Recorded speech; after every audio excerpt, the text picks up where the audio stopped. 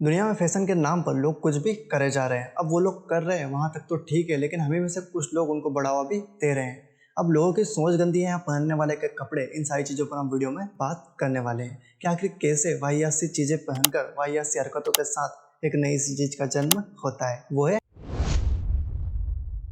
इन मोहतरमा का जन्म लखनऊ में होता है। उसके बाद मास कम्युनिकेशन में इनका ग्रेजुएशन कंप्लीट होता है। इन मोहतरमा की हमेशा अपने पापा के साथ अनबन रहती है। शायद यही कारण रहा है कि इन्होंने अपने पापा के बारे में कहीं भी जिक्र नहीं किया है। उर्फी जावेद की मम्मी जाकिया सुल्तान और उर्फी जावेद के एक भाई के साथ साथ 3 बहनें भी है, उरुषा, अशपी एंड डोली। मोहतरमा की सबसे बड़ी बहन उरुषा पैसे से एक डिजिटल मार्केटिंग में काम करती है। साथ ही उर्फी जावेद की 2 बहनें सोशल मीडिया इन्फ्लुएंसर है, लेकिन सबसे ज्यादा चर्चाओं में रहने वाली उर्फी जावेद है। अब उर्फी जावेद ने अपने स्ट्रगल के दिनों में टेलीकॉम कंपनी में भी काम किया है और फिर मॉडलिंग में करियर बनाने के सपने लेकर उर्फी जावेद मुंबई आ जाती है।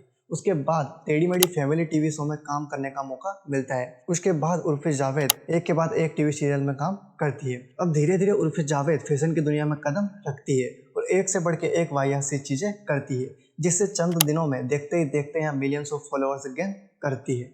अब इनको इनके फॉलोअर्स से जितना प्यार मिलता है उससे कहीं गुना ज़्यादा इनको हेट भी मिलती है। अब फैशन का यहाँ दौर आखिर कैसे इतना ज़्यादा ग्रो कर गया कि किसी भी चीज़ को अलग ढंग से कर देना फैशन में आ जाता है।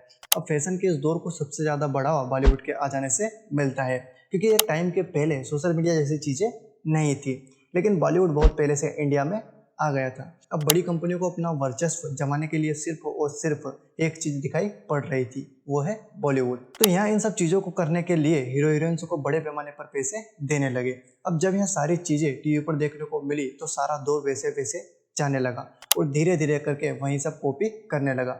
अब 2000 के दशक के आते आते कुछ ब्रांड्स इंडिया में आने लगे और धीरे धीरे सबको एक नॉर्मल कपड़े और ब्रांड्स के बीच में अंतर सिखाया गया कि कैसे एक नॉर्मल कपड़ा नॉर्मल होता है और किसी कंपनी का लोगो लगने के बाद वह नॉर्मल सा कपड़ा ब्रांड में बदल जाता है। अब यहीं से कपड़ों के बेस पे लोगों को कैटेगरी में डिवाइड करना शुरू हुआ, जिससे जो भी महंगे ब्रांड्स के लोगों के लगे हुए कपड़े पहनता था उन्हें कुछ हद तक हाई क्लास कैटेगरी में रखा गया और जो भी नॉर्मल जैसे कपड़े पहन लेते थे उन्हें एक लो क्लास का टैग दिया गया। और देखते ही देखते इंडिया में भी सोशल मीडिया जैसी चीजें आ जाती है। उसके बाद फैशन के इस दौर की हवा ऐसी आती है कि कोई भी इससे नहीं बच पाता है। अब आप आज के टाइम पर जो जींस बड़े महंगे और ब्रांड्स के पहनते हैं, इन्हीं में से सबसे पहला जींस डेनिम कंपनी का मार्केट में आता है। अब यह जींस महंगा है तो लग ही रहा होगा कि यह जींस सिर्फ और सिर्फ हाई क्लास के लिए बनाया गया है, लेकिन 1800 के दशक में डेनिम जींस मजदूरों के लिए बनाया गया था, क्योंकि उस टाइम मजदूर लोग काम के साथ साथ अपने सामान भी अपने पॉकेट में रख लेते थे।